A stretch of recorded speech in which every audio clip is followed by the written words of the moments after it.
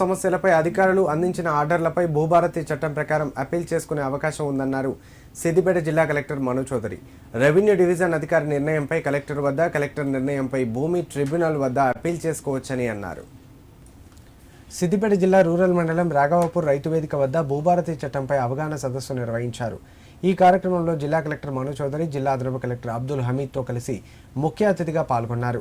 ముందుగా భూభారతి చట్టంలోని వివిధ అంశాలను జిల్లా అదనపు కలెక్టర్ రైతులకు, ప్రజలకు పవర్ పాయింట్ ప్రజెంటేషన్ ద్వారా వివరించారు. ఈ సందర్భంగా మాట్లాడిన కలెక్టర్, గతంలో ధరణి వ్యవస్థ ఉన్నప్పుడు ఏవైనా అభ్యంతరాలు ఉంటే సివిల్ కోర్టుకు మాత్రమే వెళ్లాల్సి ఉండేదని, నేడు ఆ అవసరం లేకుండా అప్పీల్ వ్యవస్థకు అవకాశం కల్పించిందని అన్నారు. అప్పీల్ వ్యవస్థ అందించిన తీర్పు తర్వాత కూడా సంతృప్తి చెందకపోతే సివిల్ కోర్టుకు వెళ్లవచ్చని, దరఖాస్తుదారులకు అవసరమైన ఉచిత న్యాయ సలహాను ప్రభుత్వం అందిస్తుందని అన్నారు.